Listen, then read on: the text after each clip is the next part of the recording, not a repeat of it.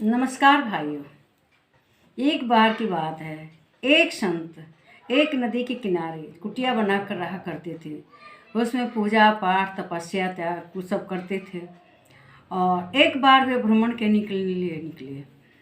तो जब वे नदी के किनारे जा रहे थे तो उन्हें एक सेब नदी में बहता हुआ मिला। उन्होंने उस सेब को निकाल लिया और उसे अपनी कुटिया में ले गए।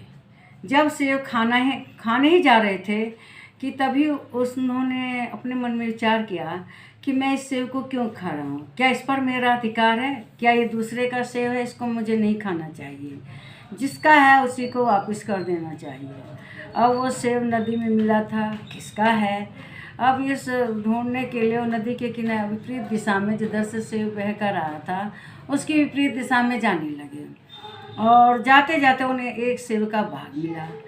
तो उस सेब के जो बाग में माली था उन्होंने उसका सेब वापस किया कि लो भाई, ये सेब आपका नदी में बह कर जा रहा था, मैं इसको अभी लेकर खाने ही जाने वाला था, तो मेरे मन में विचार रहा जो इसका असली मालिक है उसको मैं वापस कर दूँ, और इसीलिए मैं सेब वापस करने के लिए आपके पास लाया हूँ।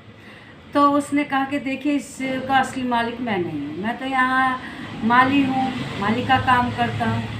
इस देश इसका असली राजकुमार तो इस सेब के असली मालिक तो राजकुमारी है जिसका ये बगीचा है, आप उनको दे सकते हैं। उन्होंने उसका पता वता पूछा, उन्होंने बताया, गए कई दिन की यात्रा करके वहाँ पहुँचे तो वो राजकुमारी को सेब देने लगे। तो राजकुमारी ने कहा, इस सेब को आप उसी समय क्यों नहीं खा लिए, यहाँ तक लेकर आए हैं? तो कहने लगे, सेब खाना तो बड़ी बात नहीं, मैं खा तो लेता, लेकिन जो मैं परसों से तपस्या कर रहा हूँ, पूजा पाठ का, मेरी तो सब तपस्या भंग हो जाती अगर मैं इसको खा लेता। तो इस तरह से उन्होंने अपने पर संयम रखा, और संयम रख के जिसकी चीज़ है उसी के पास पहुंचाने की कोशिश की पहुंचाई। तो हम लोगों को भी दूसरे की चीज़ पर अधिकार नहीं रखना चाहिए, अपने पर संयम रखना चाहिए, और जिसकी जो वस्तु है उसी के पास रहनी चाहिए, दूसरे की चीज़ नहीं लेने की कोशिश करनी। हमेशा संयमी आदमी जीवन में सफल होता है। मेरी ये वीडियो आपको ज़रूर अच्छी लगी होगी। इसे लाइक करें, शेयर करें, इस पर कमेंट करें और मेरे चैनल को सब्सक्राइब करें। नमस्कार।